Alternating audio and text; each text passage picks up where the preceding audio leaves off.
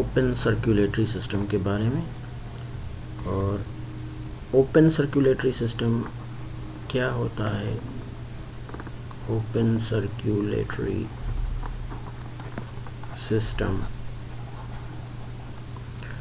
Open circulatory system ये एक circulatory system का काइंड है जिसमें ये होता है, इसकी मेन प्रॉपर्टी जो है वो ये है कि it is composed of open ended vessels, heart and open-ended vessels.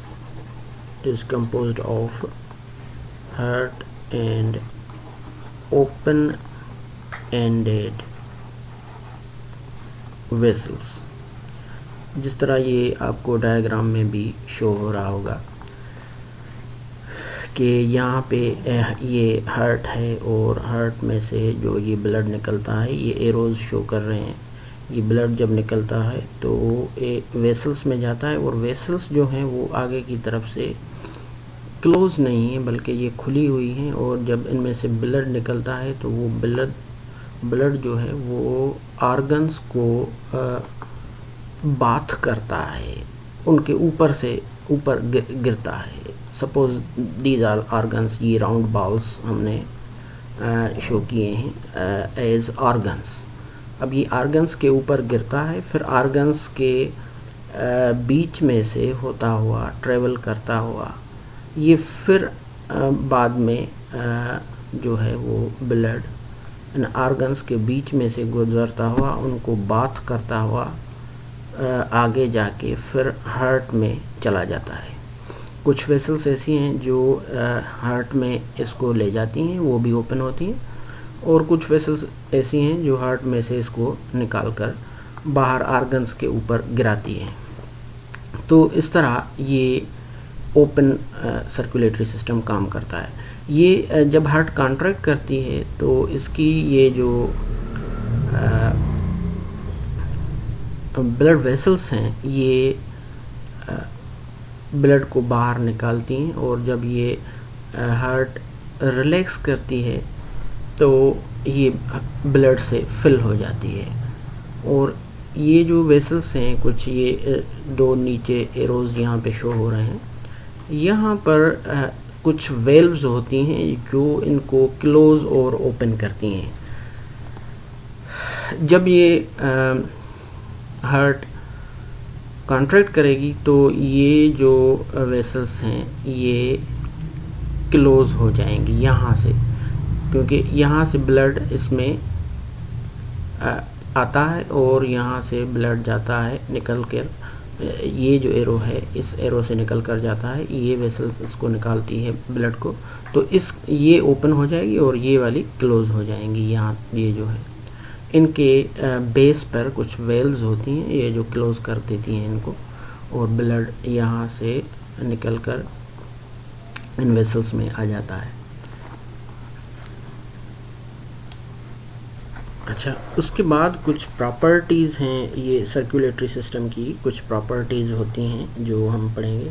Properties ये हैं कि ये इसमें सबसे पहले एक जो प्रॉपर्टी है वो सबसे पहले जो प्रॉपर्टी है वो ये है कि ब्लड जो है वो blood flows through the spaces between the organs के अंदर बीच में जो स्पेस होता है उसके दरमियान से ब्लड फ्लो करता है। उसके बाद जो नेक्स्ट प्रॉपर्टी है इसकी वो ये है कि there are no arteries and veins. Arteries और वेन्स भी इसमें नहीं होती। और तीसरी प्रॉपर्टी इसकी ये है कि the blood here, the blood is called hemolymph। Blood जो है उसको हेमोलिम्फ कहा जाता है। और उसके बाद जो है वो there is direct exchange of materials between cells and hemolymph। चौथी जो इसकी प्रॉपर्टी है वो ये है कि there is direct exchange of materials जो हैं वो डायरेक्टली एक्सचेंज होते हैं between the cells and haemolymph. ये किस तरह होता है कि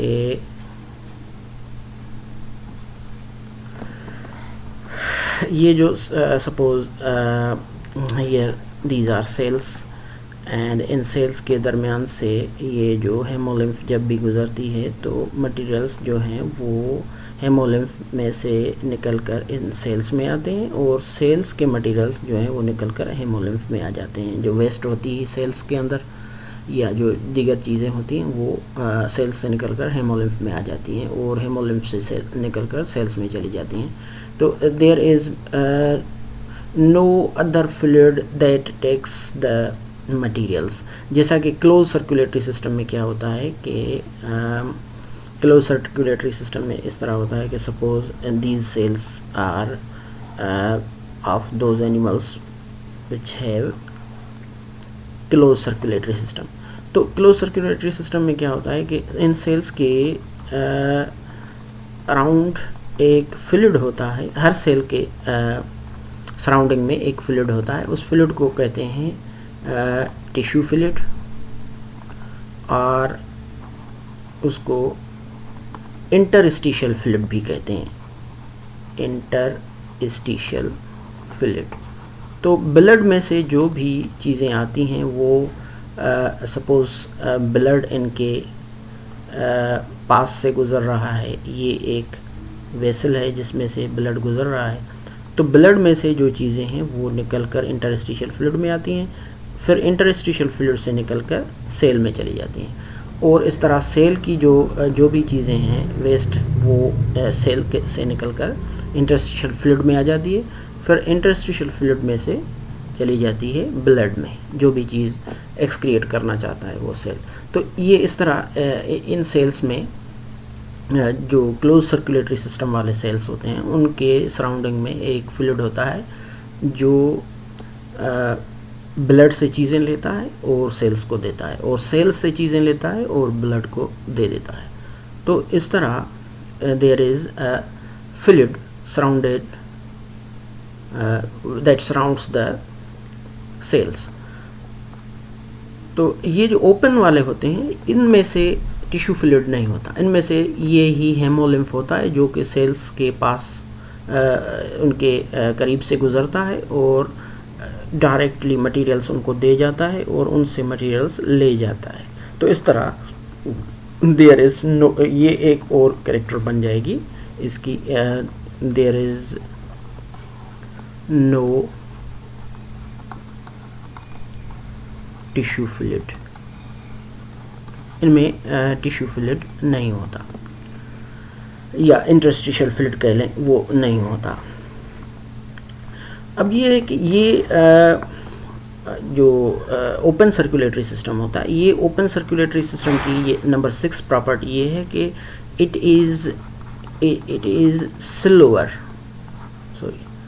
स्लोअर एंड लेस एफिशिएंट। ये इतना तेज़ भी नहीं होता और इतना एफिशिएंट भी नहीं होता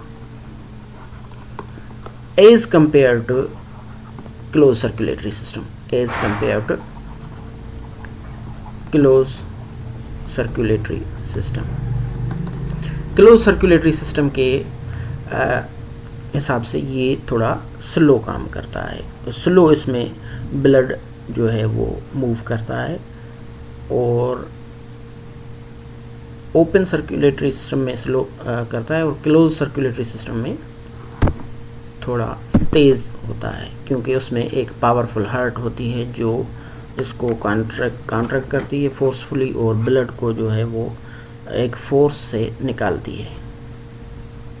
अब हम देख लेते हैं कि ये कौन कौन से एनिमल्स होते हैं जिनमें ओपन सर्कुलेटरी सिस्टम पाया जाता है, उनके एग्जांपल्स क्या होते हैं। एग्जांपल्स तो एग्जांपल्स में सबसे पहले तो ये है कि ये आर्थ्रोपोड्स में होता है। आर्थ्रोपोड्स जिस तरह के इंसेक्ट्स होते हैं, आर्थ्रोपोड्स इंसेक्ट्स होते हैं, उनमें होता है। ये आर्थ्रोपोड्स का एग्जांपल है इंसेक्ट्स। और क्रेब्स में होता है, क्रेब्स, या स्पाइडर्स में होता है, स्पाइडर्स में भी। और दूसरा जो है वो फाइलम होता है, वो है मोलस्कस। मोलस्कस जो है उनमें भी ये होता है। मोलस्कस में एक ग्रुप है जिसमें नहीं होता, एक्सेप्ट एक ग्रुप है, उसको कहते हैं एक्सेप्ट सेफालोपोड्स। सेफालोपोड्स में ये नहीं होता। बाकी जो मोलस्कस होते हैं उनमें ये ओपन सर्कुलेटरी सिस्टम होता है।